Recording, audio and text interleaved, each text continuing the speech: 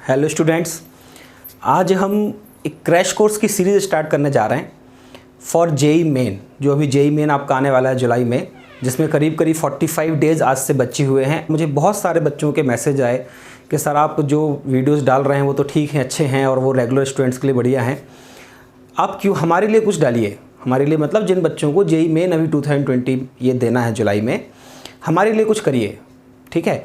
तो मैंने डिसाइड किया है कि मैं एक रिवीज़न कोर्स पूरा डालता हूँ, जिसको आप क्रैश कोर्स कहते हो। मतलब इसमें हम सारे टॉपिक्स कवर करेंगे, ठीक है, और उसकी स्पीड थोड़ा तेज़ रहेगी। मतलब आप ये समझ के चलिए कि मैं आपको थ्योरी रिवाइज़ करा रहा हूँ कुछ कुछ एग्जाम्पल्स को लेकर, ठीक है। और ये हम सारे टॉपिक्स में काम करने वाले हैं, ठीक है। बस ध्यान क्या रखना है कि इतना टाइम हमारे पास नहीं है कि जैसे सपोज़ फंक्शन हमने 15 क्लास में पढ़ा था तो अब 15 क्लास तो नहीं ला सकते, ठीक है। तो जो चीज़ हम पहले करीब 10 घंटे पढ़ते थे, अब उसको हमें करीब 1 से 1.5 घंटे में रिवाइज करना है, ठीक।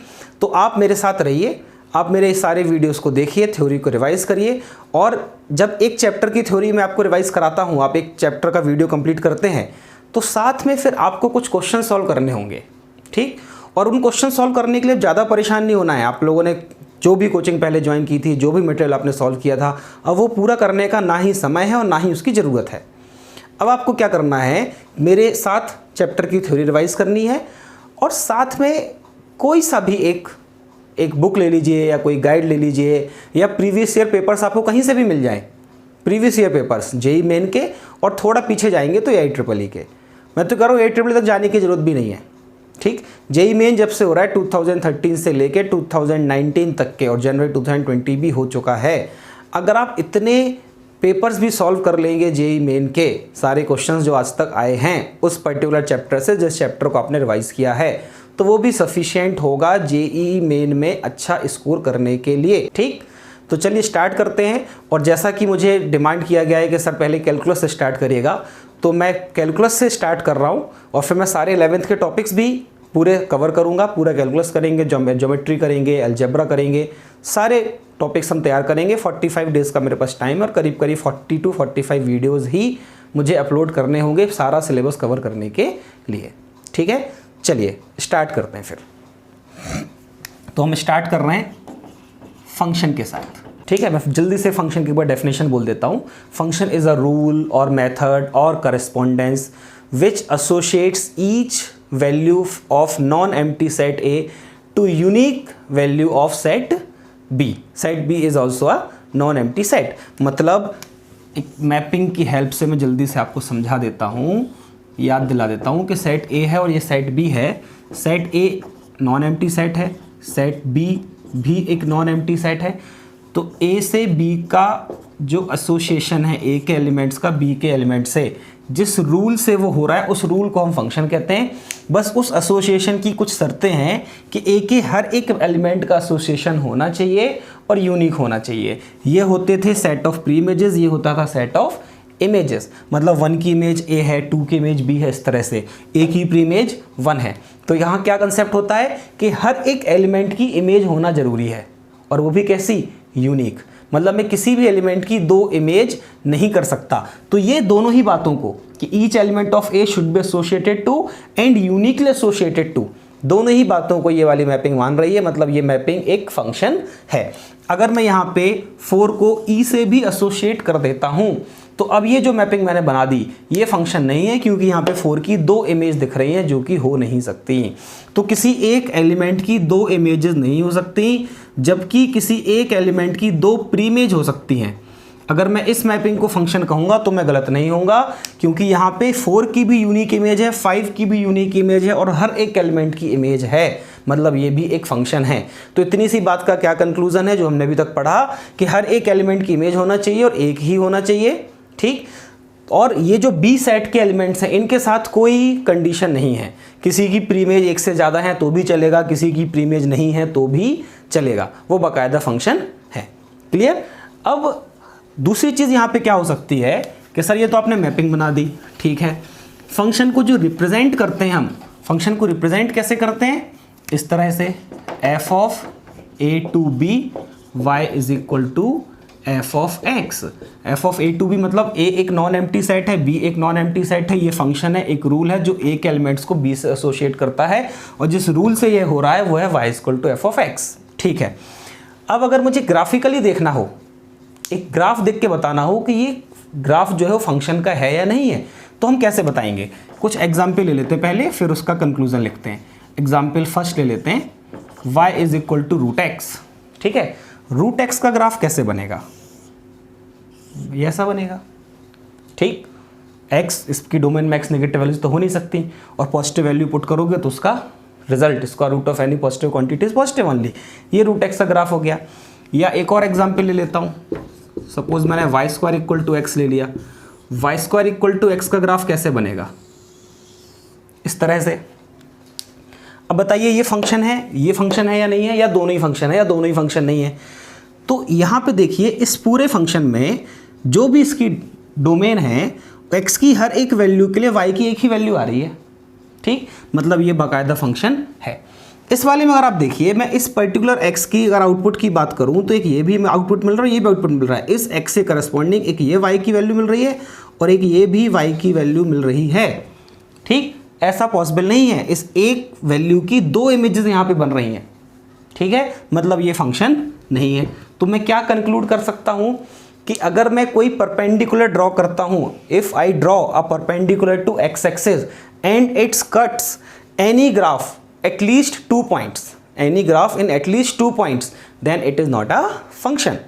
मैं x एक्सिस के परपेंडिकुलर मीन्स y एक्सिस के पैरेलल कोई लाइन ड्रॉ करता हूँ किसी ग्राफ में, तो वो x एक्सिस को ज़्यादा से ज़्यादा एक जगह कट करनी चाहिए। एक से ज़्यादा जगह कट कर रही है तो वो फंक्शन नहीं होगा।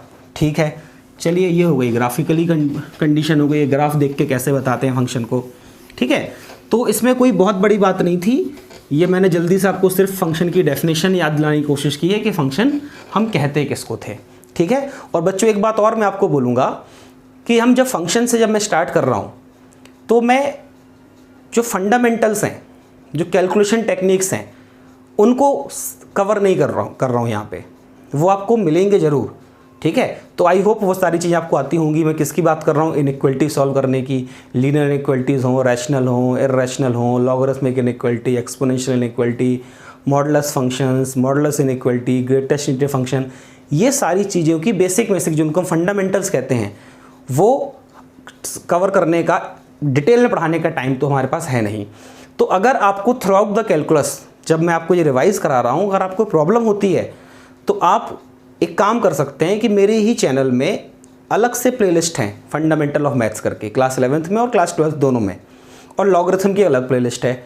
आपको अगर प्रॉब्लम होती है, जिस भी पर्टिकुलर टॉपिक में प्रॉब्लम हो रही है, सपोज आपको मॉडुलस इनइक्वलिटी प्रॉब्लम होती है, तो आपको सेपरेटली वहाँ मॉडुलस इनइक्वेशन का वीडियो मिल जाएगा। तो जिस भी पोर्शन में आपको प्रॉब्लम होती है, कैलकुलेशंस की जो भी चीज़ें आएंगी बीच में, तो आप जाके एक बार उन वीडियोज़ को ज़रूर देखिए। ठीक है, फिर आपको कैलकुलस में कोई दिक्कत नहीं होने वाली। ठीक, चलिए आगे बढ़ते हैं। Domain, codomain and range of a function. Domain का क्या मतलब है?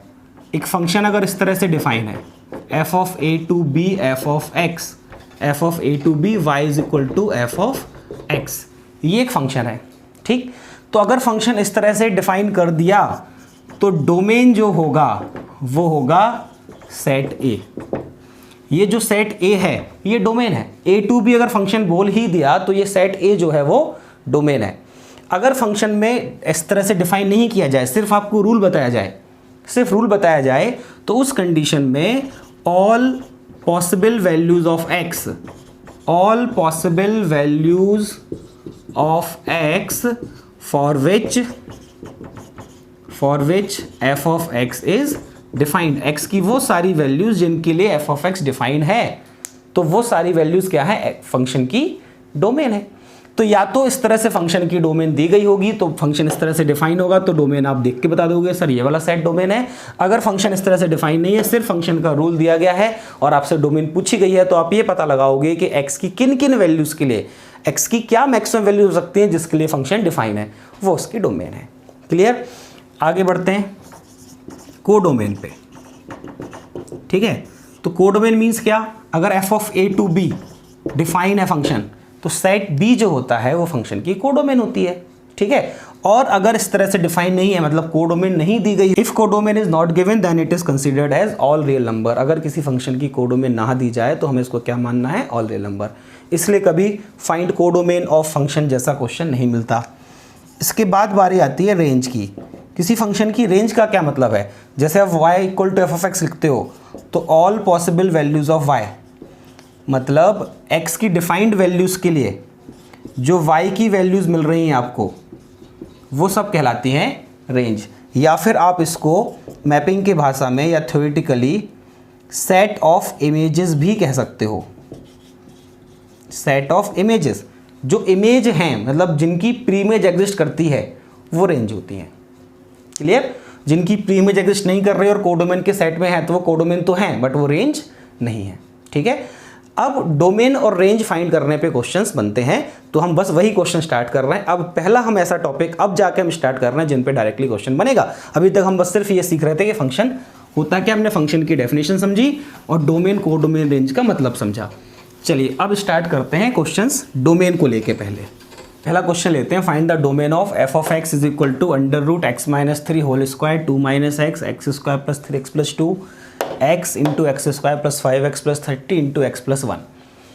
अब देखिए ये तो बस एक इनइक्वालिटी का रिवीजन है मेनली इस क्वेश्चन में, क्योंकि इस क्वेश्चन में जो डेफिनेशन है डोमेन की वो तो सिर्फ इतनी है, सिर्फ इतनी सी बात का ध्यान रखना है कि स्क्वायर रूट के अंदर जो भी क्वांटिटी लिखी है that must be greater then और इक्वल टू 0। बिल्कुल बेसिक सा रूल है कि स्क्वायर रूट के अंदर जो भी फंक्शन, जो भी एक्सप्रेशन लिखा है that expression must be greater then और इक्वल टू 0। तो हमें ये पता लगाना है कि x की किन वैल्यूज़ पे ये पूरा एक्सप्रेशन जो है वो ग्रेटर देन और इक्वल टू 0 है। मतलब मुझे इन शॉर्ट इस इनइक्वालिटी को सॉल्व करना है। ठीक है, तो x माइनस 3 होल स्क्वायर, इससे हमें कोई प्रॉब्लम नहीं होने वाली, ये लीनियर फैक्टर है, पावर भले ही 2 है। देखेंगे इसका क्या करना है। 2 माइनस एक्स, इनइक्वालिटी में हम जानते हैं वेवी कर्व बनाने में आसानी रहती है अगर x का हर एक फैक्टर जो भी है उसमें x का लीडिंग कोफिशिएंट पॉजिटिव हो, तो इसको पॉजिटिव बनाते हैं। तो यहाँ से माइनस कॉमन लेते हैं, तो ये क्या हो गया x माइनस 3 होल स्क्वायर, यहाँ से आपने माइनस कॉमन लिया तो x minus 2, x square plus 3x plus 2 को भी एक काम करते हैं x plus 1 into x plus 2, इसके फैक्टर्स कर देते हैं, कर दिए, whole divided by x square plus 5x plus 30। ये देखिए ज़रा, ये एक ऐसा एक्सप्रेशन है, मैं सिर्फ x square plus 5x plus 30 की अभी बात कर रहा हूँ। ये एक ऐसा एक्सप्रेशन है जिसका डिस्क्रिमिनेंट लेस देन 0 है। देखिए 25 माइनस 120 निगेटिव हो रहा है, तो जब भी किसी क्वाड्रेटिक एक्सप्रेशन का डिस्क्रिमिनेंट निगेटिव होता है और एक्स स्क्वायर का कोफिशिएंट पॉजिटिव है, इसका मतलब है for all values of x belongs to real number this expression is always greater than 0। ये एक्सप्रेशन हमेशा 0 से बड़ा होगा। अब अगर ये हमेशा 0 से बड़ा है तो ये भले ही वेरिएबल है लेकिन हमेशा कैसा होना है, पॉजिटिव, 0 भी नहीं होना। मतलब मैं बिना किसी टेंशन के इस पूरे एक्सप्रेशन को क्रॉस मल्टीप्लाई कर सकता हूँ 0 में without changing the symbol of inequality. तो जब भी इनइक्वालिटी हमें कोई ऐसा एक्सप्रेशन मिल जाता है जिसका डिस्क्रिमिनेंट ही नेगेटिव हो, कोई प्रॉब्लम ही नहीं है, एक्स उसका कोफिशिएंट पॉजिटिव हो, तो आप उसको सिंपली भूल जाइए, उसका इनइक्वालिटी में कोई रोल ही नहीं है। ठीक है, तो सिर्फ क्या बचा, ये x और ये एक x प्लस 1। अब इस माइनस को भी हटाते हैं, माइनस को हटाना मतलब -1 से डिवाइड कर देना। तो नेगेटिव क्वांटिटी से जब आप डिवाइड कर रहे हो तो ये क्या बन जाएगा, less than equal to 0। Negative quantity से जब भी इनइक्वालिटी में मल्टीप्लाई या डिवाइड करते हैं तो इनइक्वालिटी का साइन चेंज करना होता है। ठीक है, अब देखिए, अब एक और समस्या यहाँ पे है, एक और चीज़ जो हमें सोचनी है वो ये कि क्या मैं x प्लस 1 को कैंसिल कर दूँ। अगर मुझे x प्लस 1 को कैंसिल करना है, या तो आप करिए मत, अगर करना है तो आपको यहाँ पे बोलना पड़ेगा x should not be equal to -1, क्योंकि अगर x -1 हुआ तो ये 0 हो रहा होगा, तो इस बात का ध्यान रखना है। तो ये आप डिफाइन करिए कि x -1 नहीं होना चाहिए। जब x -1 नहीं होगा तभी ये 0 नहीं होगा और तभी आप इसको कैंसिल कर सकते हो। तो x -1 नहीं है और मैंने इसको कर दिया कैंसिल। तो सिर्फ क्या बची इनइक्वालिटी मेरी, x - 3 whole square x - 2 x plus 2 whole divided by x is less than equal to 0। अब मैं इसका बनाता हूँ वेवी कर्व। मैं बार बार कह रहा हूँ कि अगर इन कैलकुलेशंस में आपको ज़्यादा परेशानी है तो आप पुराने वीडियोस देखिए। x के क्या क्या क्रिटिकल पॉइंट्स हो सकते हैं, एक -2 हो रहा है, एक 0 हो रहा है, एक वैल्यू 2 हो रही है और एक वैल्यू 3 हो रही है। डिनोमिनेटर से क्या मिला, 0 क्रिटिकल पॉइंट, इसको मैं कभी इंक्लूड नहीं करूँगा और न्यूमरेटर से मिलने वाले क्रिटिकल पॉइंट्स को मैं अपने आंसर में इंक्लूड करूँगा क्योंकि यहाँ पे इक्वल टू का सिंबल है। एक्सट्रीम राइट प्लस माइनस, अच्छा प्लस लगाया, अब जल्दबाजी में प्लस माइनस कर देंगे तो गड़बड़ हो जाएगी। वो हम कब करते हैं, जब सारी पावर्स ऑड हों, ठीक है। अब ये प्लस तो एक्सट्रीम राइट लगाना है क्योंकि हमने हर जगह लीडिंग कोफिशिएंट को पॉजिटिव मेंटेन करा हुआ है। अब मैं 3 को क्रॉस कर रहा हूँ, अच्छा 3 मुझे कहाँ से मिला था, यहाँ से 3 क्रिटिकल पॉइंट इस फैक्टर से मिला था। इस पे होल पावर कैसी है, इवन, तो इस केस में इनइक्वलिटी का सिंबल जो हम यहाँ बना चुके हैं वो चेंज नहीं होगा। अब मैं 2 को क्रॉस कर रहा हूँ, 2 कहाँ से मिला, यहाँ से, पावर कैसी, ऑड, सिंबल चेंज होगा। अब बाकी पावर्स ऑड है मतलब सिंबल चेंज सब जगह कर देंगे, सिर्फ एक जगह पावर इवन थी तो इसके 3 के अलॉन्ग सिंबल चेंज नहीं हुआ। अब क्या होगा, आंसर किसके अकॉर्डिंग लिखना था, लेस देन और इक्वल टू 0। अच्छा तो ये क्या आएगा, -∞ से -2 less than equal to negative value, किस इंटरवल में है, किस इंटरवल में है, तो -∞ से -2 यूनियन 0 से 2, ठीक है। -2 को इंक्लूड करना है, 2 को भी इंक्लूड करना है, और देखिए 3 को भी तो इंक्लूड करना था, सिर्फ 3, तो यहाँ पे कर्ली ब्रैकेट लगा के 3 लिखना पड़ेगा, ठीक है। क्या ये मेरा आंसर है, नहीं, ये कंडीशन भी तो थी, x should not be equal to -1, और -1 अभी इसमें आ चुका है, तो यहाँ पे आपको लिखना पड़ेगा एक्सेप्ट -1। तो ये आपके इस क्वेश्चन का सॉल्यूशन हुआ, ठीक है। चलिए कॉपी करिए, फिर नेक्स्ट क्वेश्चन करते हैं। चलिए सेकंड क्वेश्चन लेते हैं, डोमेन फाइंड करने में ही, √2 sin x - 1। अब देखिए इस क्वेश्चन में भी डोमेन का जो बेसिक रूल है वो तो वही है कि स्क्वायर रूट के अंदर जो वैल्यू आ गई that must be greater than equal to 0। ये क्वेश्चन मैं सिर्फ इसलिए करा रहा हूँ क्योंकि इस क्वेश्चन में आपको ट्रिग्नोमेट्रिक इनइक्वलिटी सॉल्व करनी होगी। स्क्वायर रूट में 2 sin x - 1 था, 2 sin x - 1 must be greater equal to 0। तो यहाँ से मुझे क्या मिल गया, sin x greater than equal to 1/2। तो मैं यहाँ पे बस आपको यही रिवाइज करना चाहता हूँ कि ट्रिग्नोमेट्रिक इनइक्वलिटी कैसे सॉल्व की जाती है। तो ट्रिग्नोमेट्रिक इनइक्वलिटी जब भी सॉल्व करनी है तो देखिए sin x है, sin x की वैल्यू 1/2 से बड़ी या बराबर चाहिए, कब कब होगी x पे वो मुझे बताना है। तो ऐसे क्वेश्चन में हम करते क्या हैं, sin x को लेके इनइक्वलिटी आ गई तो हम sin x का ग्राफ बना लेंगे एक पीरियड में, किसमें, 0 से 2π में। ये मेरा sin x का ग्राफ हो गया। ये किससे बड़ी होनी चाहिए, 1/2 से, तो y is equal to sin x बना लिया। अब बना लेंगे y इज इक्वल टू 1/2, तो ये y इज इक्वल टू 1/2 का ग्राफ हो गया, line parallel to x axis. अब मुझे sin x 1/2 के बराबर या उससे बड़ा चाहिए, मतलब यहाँ से स्टार्ट होगा, ये देखो जब तक ऐसा ग्राफ चल रहा है तब तक sin x इस 1/2 से बड़ा है, ठीक है। तो इसके करस्पॉन्डिंग x की वैल्यू क्या है, एक बार इधर एक बार इधर, इधर पे 1/2 कब होता है, π/6 पे, और ये पाई के ठीक पहले 1/2 कब होता है, 5π/6 पे, है ना। 30 डिग्री पे sin थीटा 1/2 और 150 पे है, तो π/6 और 5π/6। तो अगर मैं सिर्फ 0 से 2π तक बात करूं तो मैं कह सकता हूं कि x कहां से कहां तक होना चाहिए, π/6 से 5π/6। जब तक x π/6 से 5π/6 होगा sin x 1/2 से बड़ा होगा। मुझे तो जनरल आंसर देना होता है, ठीक है। तो क्योंकि sin x का पीरियड 2π है तो हर 2π इंटरवल के बाद सेम कहानी आ रही होगी, ठीक है। मतलब मुझे सिंपली ये दोनों जगह, दोनों एक्सट्रीम वैल्यूज़ पे 2nπ ऐड करना है, दैट्स ऑल, ठीक। तो ये मेरे इस क्वेश्चन का सॉल्यूशन हो गया। This is domain of this function. Copy करिए। चलिए नेक्स्ट है, डोमेन ही निकालनी है cos इनवर्स √x² + x + 1 की। अब ये क्वेश्चन क्यों लिया, ताकि हम cos इनवर्स फंक्शन भी अगर इनवर्स ट्रिग्नोमेट्री भी आ गई तो भी हम उसको सॉल्व कर पाएँ। तो इनवर्स ट्रिग्नोमेट्री में cos इनवर्स में हम क्या जानते हैं, अगर cos इनवर्स थीटा है तो उसकी डोमेन क्या है, थीटा कहाँ से कहाँ तक होना चाहिए, -1 से 1 तक। cos इनवर्स तब डिफाइन होगा जब उसका ये इनपुट -1 से 1 के बीच में हो। तो इस फंक्शन को डिफाइन होने के लिए x की वैल्यूज़ कैसे होनी चाहिए, जब √x² + x + 1 greater than equal to -1 and less than equal to 1 हो। cos इनवर्स x की डोमेन कहती है -1 से 1, ठीक है। अब मुझे ये इनइक्वालिटी सॉल्व करनी है। देखो इररेशनल टाइप अलग से आ गया, बट डिफ़िकल्ट नहीं है, देखना ध्यान से। जब मैं इतनी इनइक्वालिटी देखूंगा कि √x² + x + 1 must be greater than equal to -1, ये हमेशा होगा, ये हमेशा होगा, ठीक है। रूट का रिजल्ट नेगेटिव वैल्यू से बड़ा होना ही है ना भैया। अब एक बात और यहाँ पे जो साथ में हमें बोलनी पड़ेगी वो ये कि x² + x + 1 must be greater than equal to 0। समझिए, इसको भी साथ में अलग से लिखना है कि कॉस इनवर्स की बात मान ली हमने कि ये इनपुट -1 से 1 होना चाहिए। स्क्वायर रूट भी तो है, ये कंपोजिशन ऑफ फंक्शन जैसा है कुछ, एक रूट फंक्शन भी वहाँ पर है। तो स्क्वायर रूट में क्या लिखा है, x square plus x plus 1, ये 0 से बड़ा होना चाहिए। जब ये 0 से बड़ा होगा तो ये रूट डिफाइन होगा, ठीक है। अगर ये रूट डिफाइन नहीं हुआ तो मैं आगे से इनइक्वालिटी की बात ही नहीं कर पाऊंगा, इसलिए मुझे वो साथ में लिखना पड़ा। लेकिन यहाँ पे कोई प्रॉब्लम नहीं है, इसका सॉल्यूशन है ऑल रियल नंबर। क्यों है, देखिए ये तो एक स्टैंडर्ड क्वाड्रेटिक है, ये polynomial type x square plus x plus 1। इसको तो याद ही रखो कि ये हमेशा 0 से बड़ा होता है। क्यों होता है, क्योंकि इसका डिस्क्रिमिनेंट नेगेटिव है और एक्स स्क्वायर का कोफिशिएंट पॉजिटिव है, तो ये एक्सप्रेशन हमेशा 0 से बड़ा होगा। तो इस इनइक्वालिटी का सॉल्यूशन क्या आ गया, ऑल रियल नंबर। अब बस आपको ये इनइक्वालिटी सॉल्व करनी है।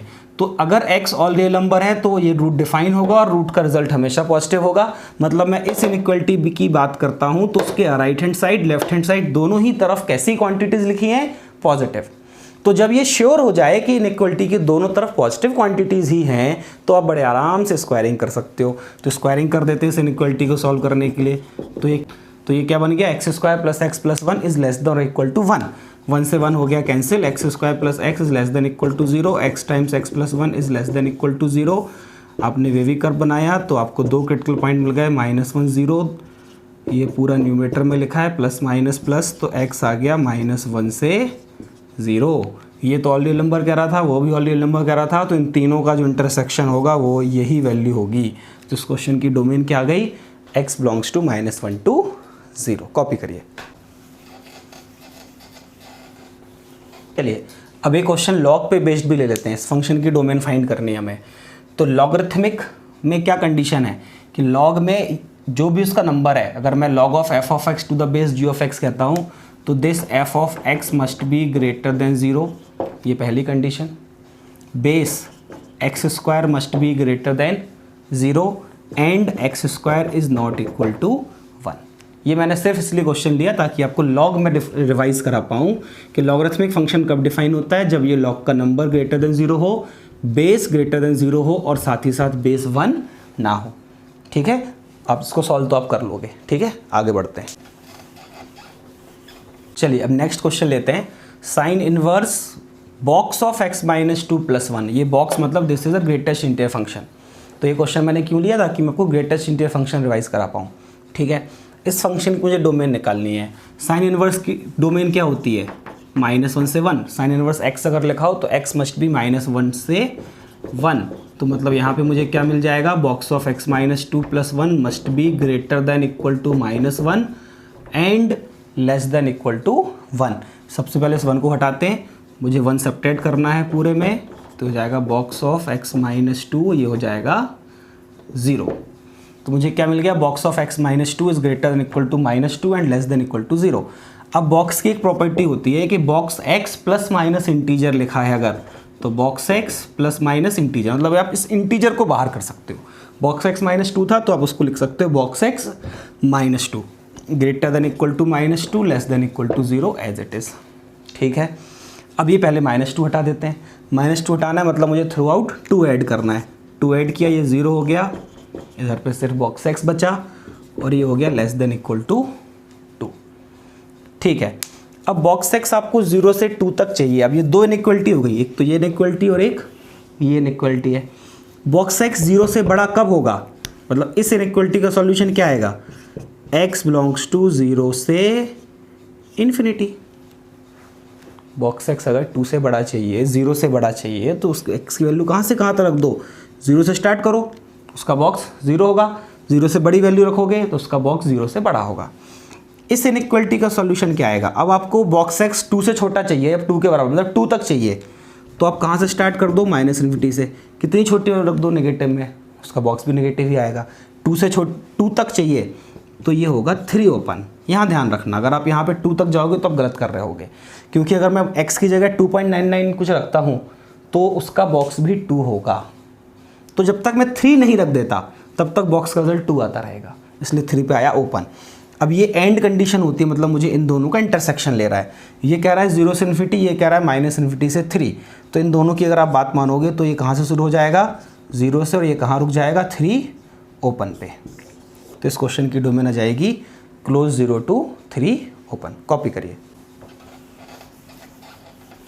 ठीक है, अब हम आगे बढ़ते हैं। बस एक चीज़ और मैं आपको जल्दी से याद दिला देता हूँ कि अगर कुछ एफ ऑफ एक्स इस फॉर्म में लिखा हो, f1x प्लस f2x, दो फंक्शंस का सम एक और फंक्शन हो और मुझे इसकी डोमेन चाहिए हो, इसकी डोमेन चाहिए हो, तो वो क्या होगी, domain of f1x intersection domain of f2x। मतलब इन शॉर्ट मुझे x की वो वैल्यूज चाहिए जिन पे f1x डिफाइन हो एंड f2x डिफाइन हो, दोनों को डिफाइन होना चाहिए। तो आप सेपरेटली दोनों की डोमेन निकालोगे और उनका इंटरसेक्शन कॉमन वैल्यूज जो होंगी वो हमारे इस फंक्शन का डोमेन होगी। तो ऐसे दो फंक्शन कितने भी तरीके से ले आ सकते थे। ठीक है, तो अब मैं आगे बढ़ रहा हूँ रेंज की तरफ। आई होप मैंने आपको खास बातें डोमेन से रिलेटेड याद दिला दी हैं। ठीक है, अब उसमें मॉडुलस कैसे सॉल्व करना है, ग्रेटेस्ट इंटीजर फंक्शन, ये सब आपको आना चाहिए। मैं बार बार कह रहा हूँ, अगर प्रॉब्लम होती है तो फंडामेंटल्स के वीडियोस एक बार जल्दी से कंप्लीट कर लीजिए, खास तौर से वो टॉपिक देख लीजिए जो आपको परेशान करते हैं। ठीक है, अभी मैं स्टार्ट कर रहा हूँ रेंज ऑफ फंक्शन। अगर फंक्शन की रेंज फाइंड करना हो तो कैसे करते हैं। अब देखिए, डोमेन तो डेफिनेशन रिलेटेड था कि फंक्शन डिफाइन कब होगा, तो उसके अपने आसान से रूल होते थे। हर फंक्शन की अगर आपको डेफिनेशन के रूल मालूम है तो आप डोमेन के क्वेश्चंस कर सकते हो। रेंज में कोई एक पर्टिकुलर या फिक्स मेथड नहीं होता कि मैं बता दूं कि भैया ऐसा क्वेश्चन आएगा तो अब भैया ये कुछ कर लेना, रेंज आ जाएगी, ऐसा नहीं होता। रेंज डिपेंड करता है कि आपकी प्रैक्टिस कैसी है। ठीक है, आपको क्वेश्चन को देख के समझ आना चाहिए कि इसको इस तरीके से कर सकते हैं। एक से ज़्यादा तरीके हैं रेंज फाइंड करने के। ठीक, तो इसको ध्यान समझिएगा, मैं एक एक करके 4 मेथड आपको बताऊंगा रेंज फाइंड करने के, फिर आप उसके साथ थोड़ा प्रैक्टिस करिएगा, आप रेंज फाइंड कर पाओगे। ठीक, तो पहला जो टाइप है, पहले जो टाइप के क्वेश्चंस बनते हैं वो बाय ऑब्जर्वेशन सॉल्व हो जाते हैं। बाय ऑब्जर्वेशन बोलूं या कुछ बेसिक फंक्शंस की जो रेंज होती हैं वो अगर आपको रेंज मालूम है तो उसकी हेल्प से आप फंक्शन की रेंज फाइंड कर सकते हैं। चलिए क्वेश्चन लेता हूँ। चलिए क्वेश्चन ले ली हमने, find range of 6 + 4 sin x - 3 cos x। अब इसमें देखिए क्या है, अगर आप इतना देखेंगे तो ये आपको a cos x + b sin x जैसा दिख रहा है, या पूरे फंक्शन को आप देखेंगे तो a cos x + b sin x + c लिखा हुआ है।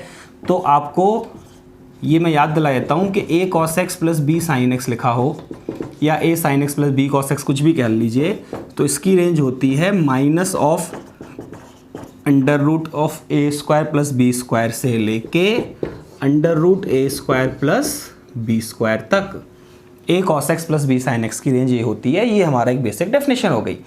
अब अगर मैं देखूंगा तो ये 4 sin x - 3 cos x इस फॉर्म में ही लिखा है ना।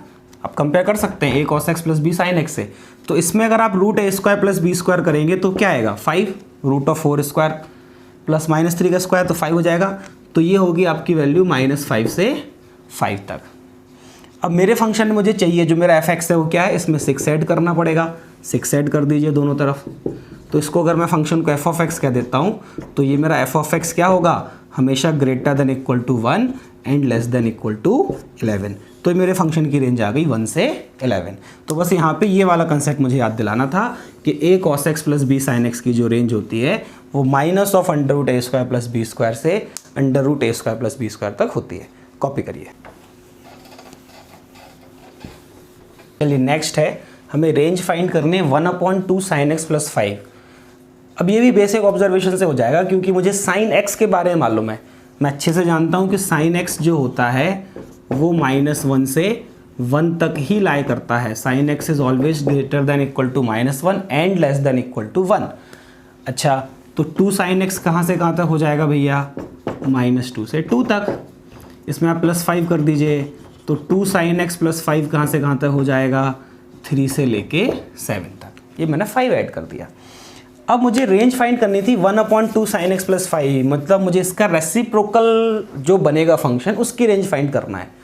तो क्या मैं ऐसे रेसिप्रोकल कर सकता हूँ? कर सकता हूँ अगर ये पूरा इंटरवल ही पॉजिटिव हो। यहाँ पे है ये 3 से लेके 7 की बीच की जो वैल्यूज हों सारी कैसी होंगी, पॉजिटिव, मतलब बीच में कहीं 0 नहीं आ रहा। 0 होता तो रेसिप्रोकल करने में दिक्कत होती, 0 है ही नहीं बीच में, बहुत अच्छी बात है। मैं इसका रेसिप्रोकल कर देता हूँ। बट पॉजिटिव वैल्यूज़ का भी आप रेसिप्रोकल करोगे तो आपको इनइक्वलिटी का सिंबल चेंज करना पड़ेगा। बहुत आसान सी बात है, 3 7 से छोटा था बट 1/3 1/7 से बड़ा है। आप पॉजिटिव वैल्यू रेसिप्रोकल करोगे तो छोटी वैल्यू बड़ी हो जाएगी, बड़ी वैल्यू छोटी हो जाएगी, बस इतना सिंपल है। तो 1/2 sin x + 5 कैसा आ गया, greater than equal to 1/7 and less than equal to 1/3। तो 1/7 से 1/3 क्लोज, ये इस फंक्शन की रेंज आ गई। ठीक, कॉपी करिए। नेक्स्ट, चलिए नेक्स्ट क्वेश्चन लेते हैं। Find the range of f(x) = x⁴ - 4x² + 1। इस फंक्शन की रेंज मुझे फाइंड करनी है। ठीक है, करते हैं। तो यहाँ पे जो मुझे बड़े आराम से समझ में आ रहा है वो ये कि ये x² के टर्म में क्वाड्रेटिक है, तो क्यों ना हम x² को t मान लें ताकि क्वेश्चन इक्वेशन थोड़ी आसान बन जाए। तो ये अब t के टर्म में फंक्शन आ गया t² - 4t + 1। अब ये t के टर्म में एक क्वाड्रेटिक इक्वेशन लिखी है जिसका मुझे रेंज निकालनी है। अच्छा, क्वाड्रेटिक की रेंज तो हम डायरेक्टली निकाल सकते हैं ना। ठीक है, मैं आपको जल्दी से रिवाइज करा रहा हूँ कि क्वाड्रेटिक की रेंज डायरेक्टली कैसे बताई जा सकती है। अगर ये क्वाड्रेटिक एक्सप्रेशन है ax² + bx + c, obviously a 0 नहीं हो सकता, तब ये क्वाड्रेटिक होगी। अगर इसका a > 0 है, अगर इस एक्सप्रेशन का a > 0 है तो इसकी जो रेंज होती है वो होती है -d/4a से इन्फिनिटी। अगर इसका a < 0 है तो रेंज होती है -∞ से -d/4a। ये हम क्वाड्रेटिक में अच्छे से पढ़ चुके हैं, बस मैंने आपको रिवाइज करा दिया। ठीक है, तो क्वाड्रेटिक है तो आप ये इस तरह से रेंज बता सकते हो। लेकिन ये कब होता है, ये जब x belongs to all real number हो, मतलब कहीं कोई बाउंडेशन ना हो। देखिए क्वाड्रेटिक की रेंज जैसा कुछ आपको मिला तो दो चीज़ें हो सकती हैं, या तो वहाँ पे कुछ x पे बाउंडेशन होगा अगर x के टर्म में क्वाड्रेटिक है, या फिर कुछ बाउंडेशन नहीं होगा। अगर बाउंडेशन नहीं है तो आप डायरेक्टली इस तरह से रेंज बता सकते हो कि अगर a > 0 है, हमेशा ओपनिंग अपवर्ड पैराबोला बनेगा, तो मिनिमम वैल्यू -d/4a होगी, मैक्सिमम इन्फिनिटी होगी।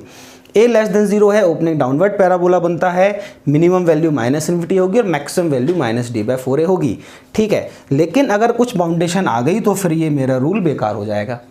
तो हमें देखना है कि इस क्वेश्चन में क्या कहीं कोई बाउंडेशन है। बिल्कुल है। x² को आपने t माना और x² की वैल्यू हमेशा ग्रेटर देन इक्वल टू 0 होगी कि नहीं। x² is always greater equal to 0, मतलब मुझे t पे क्या बाउंडेशन मिल गई, t belongs to close 0 to infinity. t जो है वो 0 से इन्फिनिटी पे है, मतलब t में यहाँ पे एक बाउंडेशन आ गई। मैं डायरेक्टली ये आंसर नहीं कर सकता। ठीक है, तो ये तो सिर्फ क्वाड्रेटिक का रिवीजन हो गया। अब अगर बाउंडेशन है तो क्या करेंगे। अगर बाउंडेशन है तो आप इसका -b/2a चेक करोगे।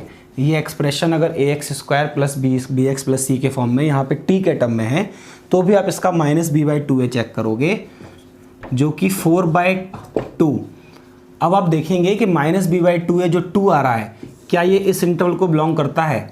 अगर करता है तो f(0) और f∞ एक्सट्रीम वैल्यूज जो हैं उन पे तो फंक्शन की वैल्यू फाइंड करनी ही करनी है। और क्योंकि -b/2a की जो वैल्यू आ रही है वो हमारे इंटरवल को बिलोंग कर रही है, तो उस पॉइंट पे भी फंक्शन की वैल्यू फाइंड करनी पड़ेगी। तो f(0) कितना आ रहा है, 1।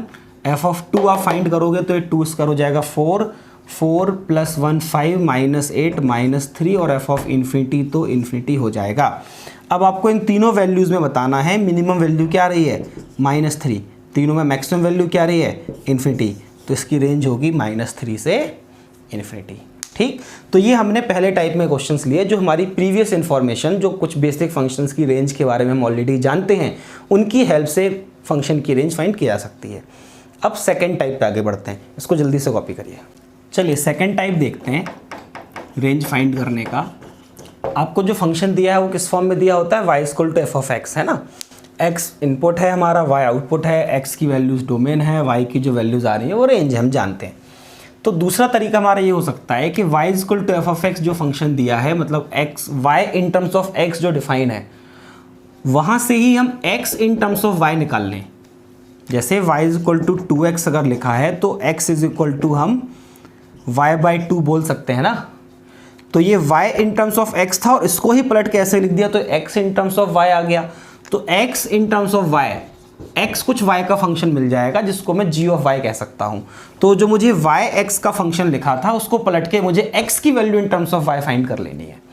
तो अब ये एक फंक्शन g ऑफ y मुझे y के टर्म में मिल गया, तो ये जो y के टर्म में फंक्शन मिलेगा इसकी मैं डोमेन निकाल दूंगा। किसकी?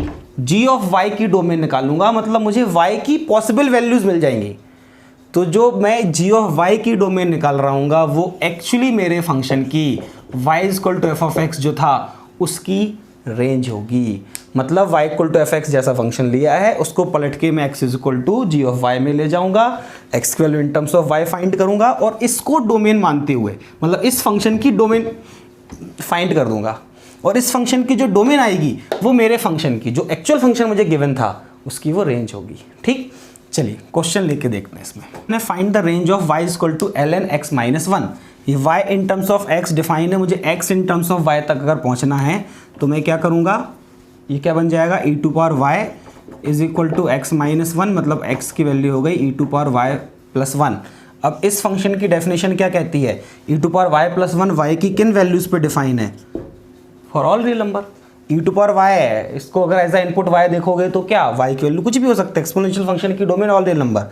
तो हमारे इस फंक्शन की रेंज क्या आ गई? All real number.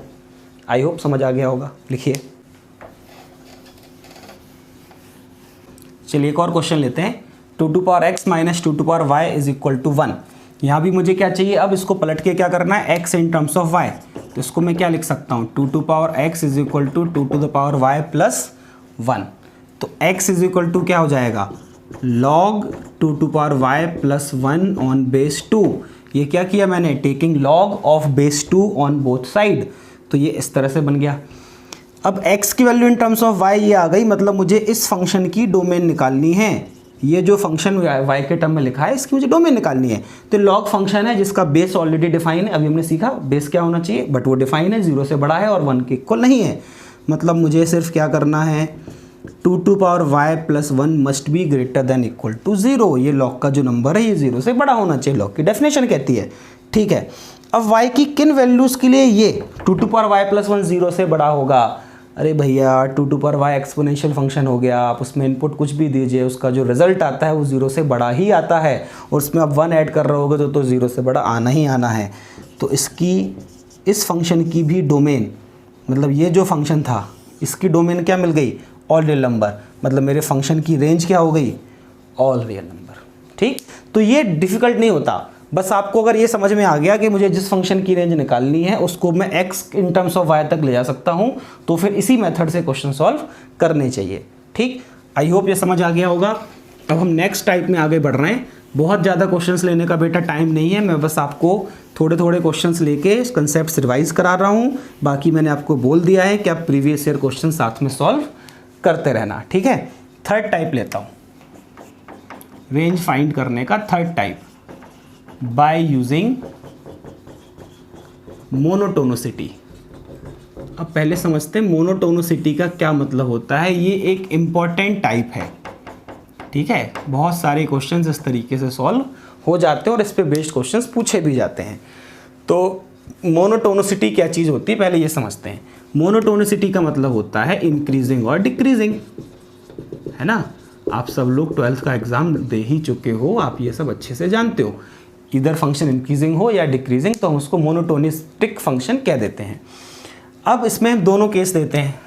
पहला, फर्स्ट टाइप, कि फंक्शन अगर इंक्रीजिंग है, if f of x is continuous and increasing in interval x1 to x2, इतने कुछ इंटरवल में अगर फंक्शन कंटिन्यूअस है और इंक्रीजिंग है, इसका क्या मतलब होगा, F dash x must be greater then और इक्वल टू 0। मैथमेटिकली या तो देखिए स्टैंडर्ड फंक्शन होगा, मैं भी लिखवाऊंगा भी कौन कौन से स्टैंडर्ड फंक्शन डायरेक्टली पता रहते हैं, और हम चेक भी कर सकते हैं। किसी फंक्शन को हम डिफ्रेंशिएट करेंगे, अगर उस इंटरवल में एफ डैश एक्स उसके डिफ्रेंशिएशन की जो वैल्यू आ रही है वो हमेशा 0 से बड़ी आ रही है, ग्रेटर इक्वल टू 0 आ रही है, मतलब वो फंक्शन कैसा है, इंक्रीजिंग है। और अगर फंक्शन इंक्रीजिंग है उस इंटरवल में तो उसकी जो रेंज होगी वो एफ ऑफ x1 से एफ ऑफ x2 तक ही होगी। बस ये आपको रेंज मिल जाएगी। मैं एक बार जल्दी से रिवाइज थोड़ा और करा देता हूँ ग्राफ बना के, ठीक है, कि ये कोई इंक्रीजिंग फंक्शन मैंने बनाया, ठीक, मैंने इंटरवल x1 से x2 कुछ ले लिया, तो अब मुझे बताइए अगर ये फंक्शन x1 से x2 तक इंक्रीजिंग है और कंटिन्यूस है, तो ये सारी वैल्यूज़ f ऑफ x1 से f ऑफ x2, ये सभी वैल्यूज़ उसको आउटपुट में मिल रही होंगी ना। अगर x1 से x2 तक फंक्शन कंटिन्यूस है और इंक्रीजिंग है तो उसकी रेंज क्या हो जाएगी, y की क्या वैल्यूज़ मिल रही होंगी, f ऑफ x1 से f ऑफ x2 तक। ठीक, आई होप ये समझ आ गया होगा। अब इसमें अगर फंक्शन डिक्रीजिंग हुआ, फंक्शन कैसा हुआ, डिक्रीजिंग हुआ, अगर f ऑफ x कंटिन्यूस है एंड डिक्रीजिंग है, ठीक है, किस इंटरवल में, x1 से x2 में, ठीक, तो इसका मतलब क्या होगा, मैथमेटिकली कैसे चेक कर सकते हैं हम, f डैश x फाइंड करके अगर हम देख लें कि f डैश x इस पूरे इंटरवल में लेस देन और इक्वल टू 0 है, मतलब फंक्शन कैसा हो गया, डिक्रीजिंग। और अगर फंक्शन डिक्रीजिंग हो गया तो उसकी जो रेंज होगी वो f ऑफ x2 से f ऑफ x1 होगी। बस ये ध्यान रखना है, ये पलट जाएगा, f ऑफ x2 पहले आएगा, f ऑफ x1 बाद में आएगा, क्योंकि फंक्शन डिक्रीजिंग है तो छोटी वैल्यू f ऑफ x2 होगी ना। जब हम आगे बढ़ रहे होंगे तो वैल्यूज कम होती जा रही होंगी, तो जब मैं x2 तक पहुंचा तो मुझे छोटी वैल्यूज मिल रही है, f ऑफ x1 बड़ी वैल्यू थी, वैल्यूज सारी मिलेंगी, कहाँ से कहाँ तक, f ऑफ x2 से f ऑफ x1 तक। ठीक, चलिए इस पे क्वेश्चन स्टार्ट करते हैं, अच्छे क्वेश्चन इससे सॉल्व किए जा सकते हैं, देखते हैं। चलिए क्वेश्चन लेते हैं, find the range of f of x is equal to x cube for x belongs to 1 to 5। अब देखिए बाउंडेशन आ गई, अदरवाइज एक्स क्यूब की डोमेन तो आप रेंज तो आप जानते हो कि ऑलरेडी नंबर होती है, तो f डैश x फाइंड करके देखते हैं कितना आ गया, 3x²। अब हम अच्छे से जानते हैं 3x² कभी नेगेटिव नहीं हो सकता फॉर दिस इंटरवल, और in fact for any value of x 3x² is always greater than equal to 0। But हमें बात सिर्फ उतने इंटरवल की करनी है, तो इस इंटरवल में 3x² हमेशा 0 से बड़ा होगा, मतलब फंक्शन कैसा हो गया, ये इंक्रीजिंग। तो इसकी जो रेंज होगी वो क्या होगी, f ऑफ 1 से f ऑफ 5। बस ये सीखने के लिए हमने ये क्वेश्चन लिया था। f ऑफ 1 कितना हो जाएगा 1, f ऑफ 5 कितना हो जाएगा 5 का क्यूब 125, मतलब इस फंक्शन की रेंज आ गई 1 से 125। ठीक, तो बस अगर हमें पता चल गया कि फंक्शन इंक्रीजिंग है तो आप तो बस 1 उठा के रख दीजिए फंक्शन में, मतलब x1 रख दीजिए, x2 रख दीजिए, f ऑफ x1 से f ऑफ x2 फंक्शन की रेंज हो गई। अब यहाँ पे कुछ बातें आप नोट डाल के लिखिए, मैं जल्दी जल्दी से बोल देता हूँ कि कुछ स्टैंडर्ड फंक्शंस होते हैं जो हमें पहले से ही मालूम है कि ये हमेशा इंक्रीजिंग है, ये हमेशा डिक्रीजिंग है और कंटिन्यूस हैं। ठीक है, तो आपको ये इस तरह से चेक करने की ज़रूरत नहीं है उन फंक्शंस को लेके। कौन कौन से फंक्शन है, जैसे पहला पॉइंट ले लेते हैं, sine inverse x, sec inverse x, ठीक है, और आपका tan inverse x, a⁴x when a is greater than 1, ठीक है, log x on base a again when a is greater than 1, e⁴x log x on base e जिसको आप ln x कहते हो। ये सभी कैसे फंक्शन हैं, these are increasing functions in their domain. ये अपनी जो भी इनकी डोमेन है उस पूरे डोमेन में ये फंक्शंस कैसे होते हैं, इंक्रीजिंग होते हैं। और इसके साथ cot inverse x, cos inverse x, cosec inverse x, ठीक है, a⁴x when a is greater than 0 less than 1, log x on base a when a is greater than 0 less than 1, these all are decreasing functions। ये अपनी पूरी domain में हमेशा decreasing होते हैं। Inverse में याद रखिए जो भी c से शुरू होते हैं, cot inverse, cos inverse, cosec inverse, ये डिक्रीजिंग है, बाकी सारे इंक्रीजिंग हैं।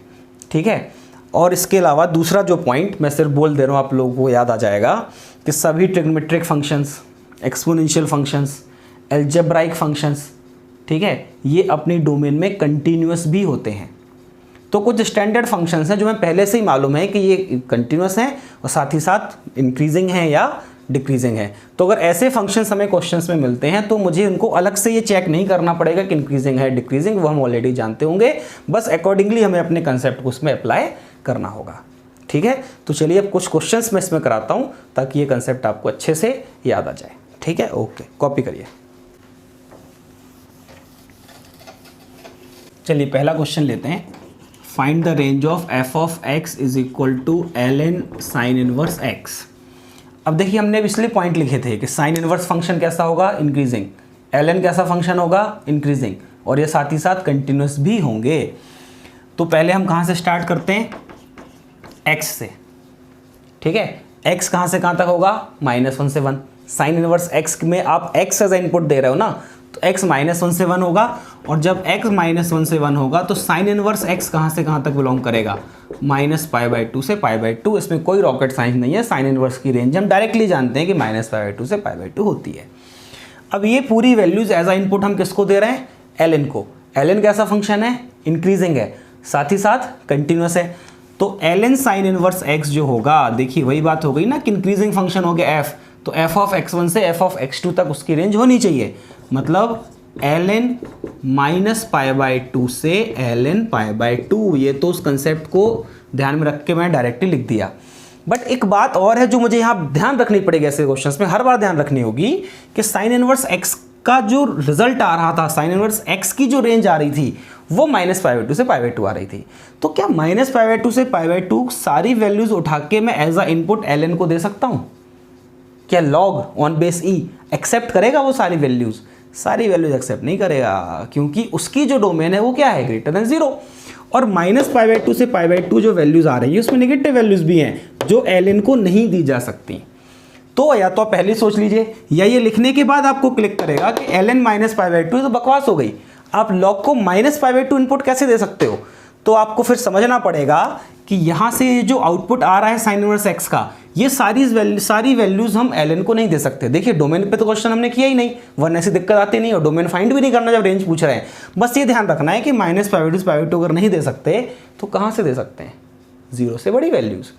तो इसकी जो रेंज हो जाएगी वो क्या हो जाएगी, ln 0 + 0 ठीक आगे से, या ln 0 ओपन इंटरवल लगाए तो ln 0 अकेला भी लिख सकते हो। 0 भी आप पुट तो नहीं कर रहे हो ना, तो 0 से ठीक बड़ी वैल्यू समझने के लिए 0+ लिखा रहने दो। 0 से ठीक बड़ी वैल्यू आप ln को दे रहे हो, और कहाँ तक वैल्यू पुट कर सकते हो, π/2 तक। तो ln π/2 पे क्लोज ऐसे रहेगा, ln π/2 वैल्यू में नहीं जानता। लेकिन 0 से ठीक बड़ी वैल्यू जब log को दी जाती है तो उसका रिजल्ट क्या आता है, -∞। ऐसा बनता है log का ग्राफ। तो ये रेंज आ गई इसकी -∞ से ln π/2। ठीक, कॉपी करिए।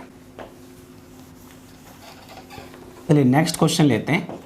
y is equal to e⁻x² - 3x।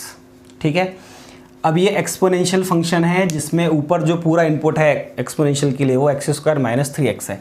तो हम कहाँ से स्टार्ट करेंगे क्वेश्चन, हम पता लगाएंगे x² - 3x कहाँ से कहाँ तक होता है।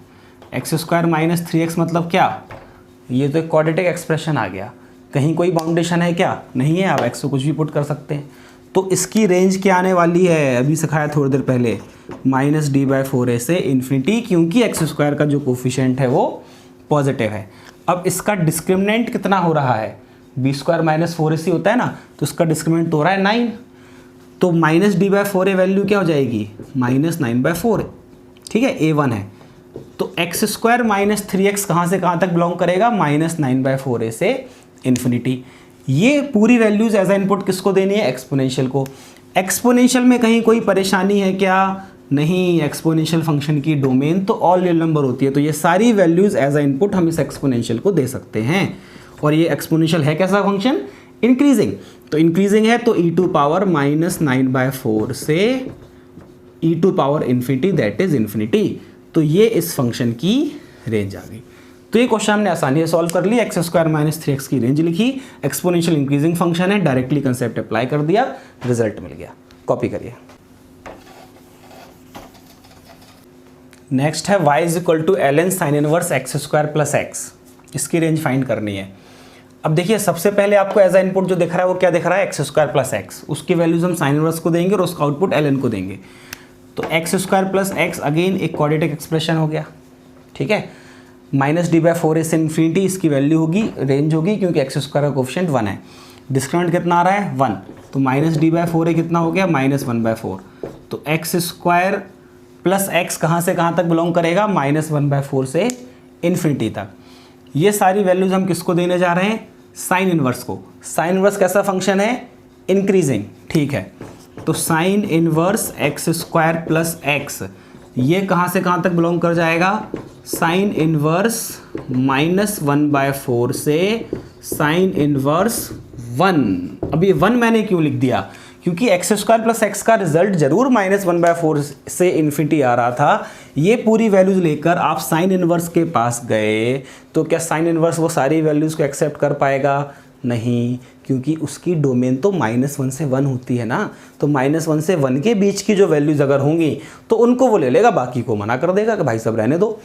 तो -1/4 तो चलेगा उसको, से लेके इन्फिनिटी तक आप लेके गए थे तो 1 तक वैल्यूज ले पाएगा, उसके अलावा वो मना कर देगा। तो sign inverse x square plus x कहाँ से कहाँ तक बिलोंग कर जाएगा, साइन इनवर्स -1/4 से साइन इनवर्स 1 तक।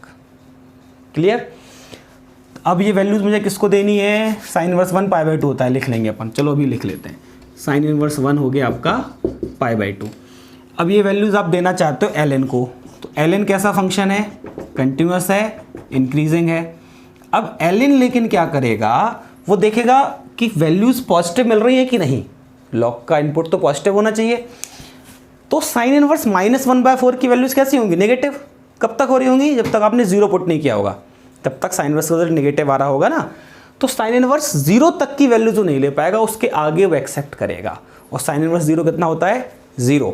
मतलब ln को वैल्यूज कहाँ से मिल पाएंगी, 0 से। 0 से ठीक बड़ी वैल्यू से लेके π/2 तक आप ln को दे पाओगे। तो ln 0 से ठीक बड़ी वैल्यू का लॉग क्या, -∞। तो -∞ से ln π/2, ये आगे आपका इस फंक्शन की रेंज। ठीक, कॉपी करिए। चलिए नेक्स्ट क्वेश्चन लेते हैं। y is equal to e⁻ cos inverse x when x belongs to -1/√2 से 1/√2। अब देखिए इस बार x में कुछ बाउंडेशन आ गई। क्या ये पूरी वैल्यूज़ मैं cos इनवर्स को दे सकता हूँ, कि पहला फंक्शन मुझे cos इनवर्स दिख रहा है ना, कि जो भी आप x की वैल्यूज़ लेके जाओगे वो cos इनवर्स के पास जाएंगी, फिर उसका जो रिजल्ट आएगा वो e⁻ में जाएगा। तो cos इनवर्स की डोमेन क्या है, -1 से 1। चलिए अच्छी बात है। तो x अगर -1/√2 से, दोबारा लिख देता हूँ मैं, x अगर -1/√2 से 1/√2 है तो cos इनवर्स x, ये जानबूझ के इस बार क्वेश्चन में cos इनवर्स x लिया, अभी तक सारे बार हमें क्वेश्चंस इंक्रीजिंग ही मिल रहे थे। cos इनवर्स x कैसा फंक्शन है, डिक्रीजिंग। तो जब आप cos इनवर्स को ये x दोगे तो उसकी रेंज हो जाएगी cos इनवर्स 1/√2 से cos इनवर्स -1/√2। उसमें कोई परेशानी नहीं होनी चाहिए। अभी हमने सीखा था कि अगर फंक्शन डिक्रीजिंग है x1 से x2 पे तो उसकी रेंज f(x2) से f(x1) होती है। अब cos इनवर्स 1/√2 की वैल्यू क्या, π/4। cos इनवर्स -1/√2 सेकेंड क्वाड्रेंट से वैल्यू मिलती है इसकी, ये होती है 3π/4। तो cos इनवर्स x कहाँ से कहाँ तक बिलोंग कर गया, π/4 से 3π/4। ये मुझे किसको देना है, e⁻ को। e⁻ एक्सपोनेंशियल फंक्शन कंटिन्यूस तो है ही, साथ ही साथ इंक्रीजिंग है, तो इसकी रेंज क्या जाएगी, e⁻ π/4 से e⁻ 3π/4। ये मेरा क्वेश्चन का फाइनल आंसर हो गया। कॉपी कर। चलिए नेक्स्ट क्वेश्चन लेते हैं। y is equal to cos inverse box of x² - x। ये बॉक्स का क्या मतलब है, this is a greatest integer function. वैसे मैंने बॉक्स बोल दिया तो मतलब समझ आ गया कि वो ग्रेटेस्ट इंटीजर फंक्शन है। अब मुझे इसकी रेंज चाहिए। ये अच्छा क्वेश्चन, स्टार लगाया अपन ने इसमें, ठीक है। ग्रेटेस्ट इंटीजर भी है, कॉस इनवर्स भी है। तो ये पहले कहाँ से स्टार्ट होगा क्वेश्चन, x² - x से। x² - x की जो रेंज होगी वो बॉक्स के अंदर जाएगी, फिर उससे जो आउटपुट आएगा वो कॉस इनवर्स के अंदर जाएगा, ठीक है। तो x² - x फिर से ये कैसा हो गया, एक क्वाड्रेटिक एक्सप्रेशन हो गया जिसका कोई बाउंडेशन भी नहीं है और x² कोएफिशिएंट पॉजिटिव है। तो इसकी रेंज कहाँ से कहाँ तक जाने वाली है, -d/4a से इन्फिनिटी। इसका डिस्क्रिमिनेंट कितना आ रहा है, 1। तो -d/4a कितना, -1/4 से इन्फिनिटी, ठीक है। अब ये वैल्यूज़ किसके पास जाएंगी, बॉक्स के पास। तो बॉक्स ऑफ x² - x। अब देखिए ये -1/4 से इन्फिनिटी तक आप पुट करने जा रहे हो, तो आप जैसे ही -1/4 पुट करोगे बॉक्स में तो उसका रिजल्ट क्या जाएगा, -1। उससे बड़ी वैल्यूज़ में उससे बड़ा रिजल्ट आएगा बॉक्स का। लेकिन अब ये डिस्क्रीट वैल्यूज़ मिलेंगी मुझे सेट के टर्म में। अब ये इसकी रेंज लिखनी पड़ेगी box of x square minus x की, क्योंकि आपको -1 से सारी वैल्यूज नहीं मिलने वाली। बॉक्स का रिजल्ट ही क्या, इंटीजर टू इंटीजर ही तो मिलता है। तो आपने जब -1/4 पुट किया तो वैल्यू क्या मिल गई, -1। फिर वैल्यू क्या मिल रही होगी बॉक्स की, 0। फिर क्या मिल रही होगी, 1 2 3 एंड सो ऑन। ठीक है, अब ये पूरा लेके आप किसके पास गए, कॉस इनवर्स के पास। तो कॉस इनवर्स के पास गए, अब इंक्रीजिंग डिक्रीजिंग का ज़्यादा रोल बचा नहीं, क्योंकि ये फाइनाइट वैल्यूज़ कुछ वैल्यूज़ ही तो हैं जो मुझे उठा के पुट करनी है। तो -1 मैं कॉस इनवर्स को दे सकता हूँ, 0 दे सकता हूँ और 1 दे सकता हूँ। तो इसकी रेंज क्या हो जाएगी फंक्शन की, कॉस इनवर्स -1, कॉस इनवर्स 0 और कॉस इनवर्स 1। ये बिल्कुल मत कहना कि सर कॉस इनवर्स 1 को पहले क्यों नहीं लिखा, आप चाहो तो लिख लो, सेट में आगे पीछे लिखने में कोई प्रॉब्लम नहीं है वैसे। तो कॉस इनवर्स -1 मतलब कब, पाई पे होता है। अच्छा ये समझ गया ना 2 3 4 क्यों छोड़ दिया, क्योंकि वो कॉस इनवर्स की डोमेन में नहीं जाएगा। कॉस इनवर्स 0 कब होता है, π/2 पे। कॉस इनवर्स 1 कब होता है, 0। ठीक है, तो ये 0, π/2 और पाई, ये 3 ही वैल्यूज़ इसकी रेंज में आएंगी। ठीक, कॉपी करिए। तो आई होप मैंने सफिशिएंट क्वेश्चंस आपको करा दिए इस कंसेप्ट को रिवाइज कराने के लिए। मैं बार बार कह रहा हूँ, ये आपको मेरे साथ थ्योरी रिवाइज करनी है। कुछ क्वेश्चंस मैं करा रहा हूँ, उसके साथ आपको कुछ और क्वेश्चंस खासतौर से प्रीवियस ईयर क्वेश्चंस करते हुए चलना है। ठीक, एक मैं जान रहा हूँ लेक्चर थोड़ा लंबा हो रहा है, बट कोई बात नहीं, हम रिवीजन कर रहे हैं, चलेगा। बस एक पार्ट और बचा है इसका, रेंज का ग्राफिकल अप्रोच, वो मैं और समझाऊँगा, फिर आज का लेक्चर ख़त्म करेंगे। कॉपी। ये नेक्स्ट अप्रोच जो होती है रेंज फाइंड करने की, वो होती है ग्राफिकल अप्रोच। और इसमें कुछ थ्योरी तो है नहीं बताने के लिए, है ना। आप ग्राफ बना के तो कभी भी किसी फंक्शन की रेंज, ग्राफ बना लिया तो सब कुछ हो गया, फिर बचा क्या, आप ग्राफ बना लिया तो आप बता सकते हो रेंज क्या है। तो बस मैं 1-2 क्वेश्चन करा देता हूँ। ठीक है, तो एक क्वेश्चन लिखिए, एक फंक्शन लिखते हैं, f(x) is equal to x to the power box x when x belongs to 1 2 3 find range of this function. अब इन शॉर्ट मैं आपको यहाँ ग्राफ बनाना ही सिखा रहा हूँ। आप डिटेल में सीखना चाहते हैं ग्राफिकल ट्रांसफॉर्मेशन एंड ऑल, तो आप जाके प्लेलिस्ट में जाके ढूंढिए, फंडामेंटल ऑफ मैथ्स में आपको मिल जाएगा। अभी इसका ग्राफ हम बनाते हैं यहाँ पे, x to the power box x, box आ गया है ना। तो जैसे हम मॉडुलस में सोचते थे कि इनपुट नेगेटिव कब है और इनपुट पॉजिटिव कब है, ऐसे ही बॉक्स में हमें इंटीजर इंटीजर दिमाग लगाना है। तो 1 से 3 तक अगर रेंज दिया है तो मैं पहले ही सोच लेता हूँ कि बॉक्स x की जो वैल्यूज़ हैं 1 से 3 में, वो 1 2 3 ये सब मिल सकती हैं। तो मैं पहला केस ले लेता हूँ, case 1, when x belongs to close 1 से ओपन 2। ये वाला केस मैंने क्यों लिया है, क्योंकि मैं जानता हूँ इन सारी वैल्यूज़ पे बॉक्स x की सिर्फ एक वैल्यू आएगी, दैट इज़ 1, इसलिए मैं 2 को क्लोज नहीं किया। x को जब मैं क्लोज 1 से ओपन 2 लूँगा तो बॉक्स x क्या आएगा, 1, मतलब फंक्शन क्या बन जाएगा, y equal to x only. ठीक है, तो यहाँ पे ग्राफ बनाते हुए चलते हैं साथ ही साथ। तो 1 से 2 तक देखिए ऐसे ग्राफ जा रहा होगा y इक्वल टू x का, तो 1 से 2 तक ये मिल गया। ठीक है, 2 ओपन क्यों, क्योंकि 2 को इंक्लूड नहीं कर रहे हैं। फिर सेकंड केस लेते हैं, जब x बिलोंग करेगा 2 क्लोज से 3 ओपन, इस केस में बॉक्स x कितना हो जाएगा, 2। तो आपको ग्राफ क्या मिल जाएगा, y is equal to x square. अब आपको एक्स स्क्वायर का ग्राफ बनाना है। देखिए एक्स स्क्वायर ग्राफ ऐसे जाता है ना, लेकिन आपको कहाँ से बनाना है, सिर्फ 2 से 3 तक। तो 2 पे एक्स स्क्वायर की वैल्यू क्या मिल रही होगी, 4, है ना। 2 पे एक्स स्क्वायर वैल्यू क्या मिल रही होगी, 4, और 3 ओपन तक पहुँचना है तो 3 पे वैल्यू क्या मिल रही होगी, 9, जो कि हमने पुट नहीं किया, इसलिए यहाँ 9 पे क्या आ गया, ओपन। 2 पे वैल्यू क्या मिल रही है, 4, छोटा सा इंटरवल मान लेते हैं 4 से लेकर 9 तक है। ठीक है, अब जब आप एग्जैक्टली 3 पुट करोगे, जब एग्जैक्टली 3 पुट करोगे तो बॉक्स x3 ही मिल जाएगा ना, और बॉक्स x3 मिल जाएगा तो ये फंक्शन क्या बन जाएगा, x3, और इसमें 3 रखोगे तो y की वैल्यू क्या जाएगी, बड़ी सी वैल्यू हो जाएगी यहाँ पे 27। तो अब मैं आराम से इसकी रेंज बता सकता हूँ कि y की जो वैल्यूज़ मिल रही हैं वो कैसी मिल रही हैं, 1 से लेके 2 तक मिल रही हैं। 2 नहीं मिल रही है, 2 पे ये ओपन है।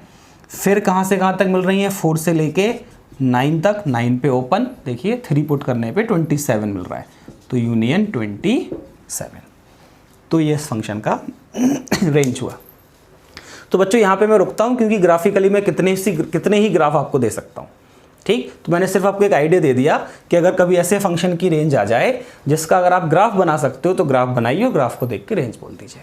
ठीक है, तो अभी फंक्शन में एक और लेक्चर हम रिवाइज करेंगे, एक और लेक्चर बनाएंगे, एक और वीडियो बनाऊंगा मैं, जिसमें अब मैं क्लासिफिकेशन मतलब 1 1 many 1 onto into function से स्टार्ट करूंगा।